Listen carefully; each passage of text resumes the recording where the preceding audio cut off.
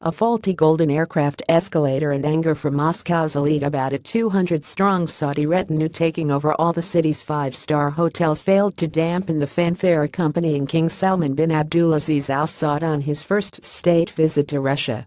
Met with an honor guard of dignitaries and the Preobrazhensky military orchestra, the Saudi king was sped along on a highway specially lined with billboards advertising the visit and a week-long festival of Saudi culture.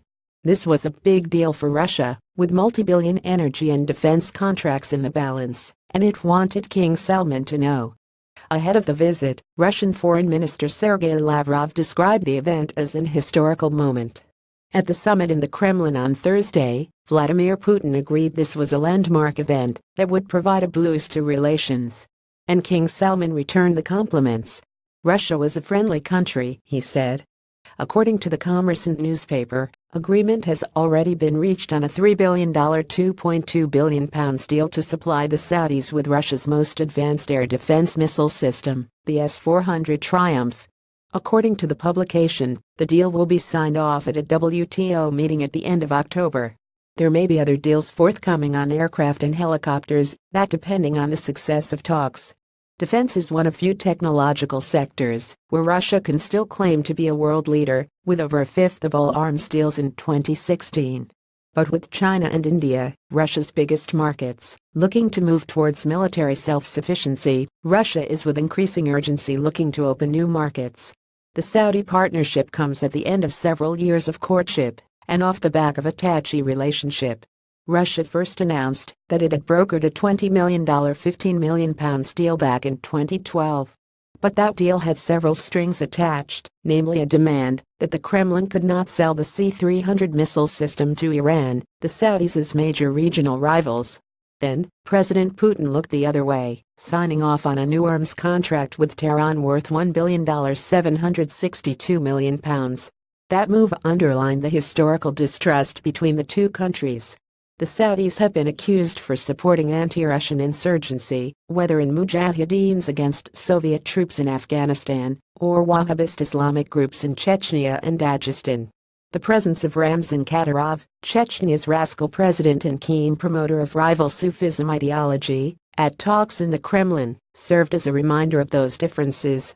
Most recently, Russian operations in Syria have put it in direct conflict with Saudi interests. The Saudis remain opposed to Bashar al-Assad, whose regime is being supported by Russian military power. The Gulf Kingdom, on its part, is also believed to be funding rebel groups opposed to al-Assad. But while the sides remain some way from a common position, The Independent has learned negotiators believe progress on de-escalation zones may be made. The Saudis have lost interest and realize that Russia now owns the crisis, says Yuri Barman, an expert at the Russian International Affairs Council. They see how the balance of power is changing in the region, how the US is pulling out, and how Russia is now increasing its influence in the Middle East. The Boeing 747 carrying Saudi King Salman bin Abdulaziz Al Saud arrives in Moscow's Vnukovo II airport. EPA Russia's geopolitical march in the region has made a highly improbable state visit possible. But the timing of the talks has little to do with Syria.